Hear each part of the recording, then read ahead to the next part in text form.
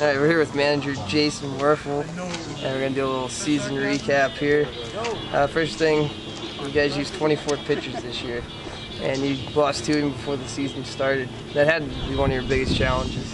Yeah, a huge challenge coming in was right before the season starts. Kid we were counting on to be our ace, Derek Law, pitched a lot of innings in college. He decided to shut it down. He's just a freshman, pitched 60, 70 innings in college.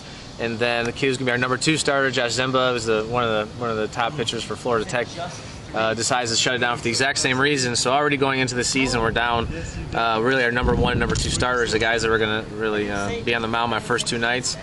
And then the first week, we lose Brian Warhite, who was a big pitcher for us last year, to an injury. We lose Derek Peluso, who's a returner in the bullpen. We use DJ Cannon, who's returning in the bullpen. Kenny Bashad, who's in the starting rotation, goes down. And then Matt Broder, another big lefty out of the University of Michigan, goes down. And that's all in the first week. So that was, to say challenge would be to say the least. Yeah, we had a lot of holes to fill, and you know, it didn't stop there. Cody Campbell, we're planning on him starting every day at first base for us, pulls a hamstring. Later in the season, John Craycraft, second baseman, ends up coming with a bad knee. And, things kind of snowballed for us. Ben Rodding ends up going down after the All-Star break. A couple of other pitchers had to leave early for things they had going on. So it's been a challenge all year trying to piece it together, picking up guys where we can, local guys playing in local leagues, small college kids. And to the credit of our position players that have been here since day one, and all the new pitchers they ended up bringing in, they grinded it out to the end and really gave us a shot until the second to last day to be in the playoffs, which is really a remarkable feat for this group. Yeah, I was just going to actually, that was going to be my next question, was that this really shows the toughness of some of these guys that came in here and played this year to have all the adversity. And there was some crazy games too where things didn't go your way. To still be in it, even up till last night, that shows us a lot about their character. Yeah, it really does. This was a team that really from day one you could tell, and really our philosophy going in was that we're trying to find players who want to play professional baseball so that when they get here, they're a little more apt to stand up to the challenges of playing at the pro level. And one of that is guys constantly coming and going, and that's a reality of pro ball. Usually you don't deal with it as much at this level, but they really felt it this year. Guys constantly coming and going, injuries. At the next level, players get released and get signed, but having to kind of come together as a group and mesh into the team on a short-term basis for new guys. But overcoming those odds and really being able to come out every day and play to win. The message all year has been it's how it's not how you start, it's how you finish. And our guys really finished strong and gave us a chance to be in the playoffs. A couple weeks to go, we're probably 7, 8 games back, and all of a sudden, we go on a little run, and our guys get some confidence, and we're playing tough to the end. And we peaked at the right time. It was just a little bit too late, a little bit too short.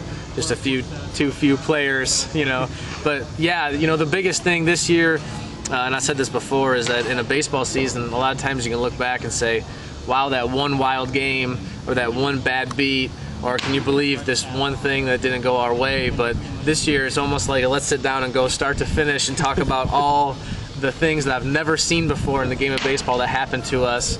The late game comebacks, the balls that bounced funny, something wild that just happened in the game, and it seemed like whatever could go wrong went wrong for this team. The ball did not bounce our way the majority of the time, and we, guys got injured at really inopportune times, and we didn't really have anyone lined up to take their spot. But guys stepped up and really, filled those innings when we had to have them, complete games when we had to have them, big outings when we had to have them. Guys that we weren't counting on that much ended up thrust into roles where they had to play every day, or pitchers that really had to be a big part of the bullpen, and they ended up responding and pitching big in big situations. And that's the reason why we came so close at the end. Really was the toughness of this team, both mentally and physically, staying in it for 54 games. And that's what professional baseball is all about. So when these guys come here and they want that professional experience, this is their professional internship, that's what they got. And they grinded it out. And you saw, and you can see that, if you stick with it, other teams fade. and if you can peak at the right time, and if you can grind it out to the end, a lot of times you'll find yourself in it.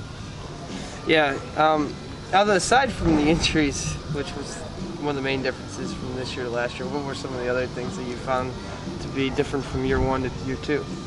Well, I tell you what the biggest strain was on this team this year was the travel that was involved with our squad, and I'm sure a lot of the other teams dealt with the same thing, but the travel this year was absolutely brutal. So not only are you really short-handed position player-wise, which we went into a lot of games with only 1 or 2 healthy bodies on the bench to start a game, which really completely eliminates my ability to manage pinch run, pinch hit, move players around.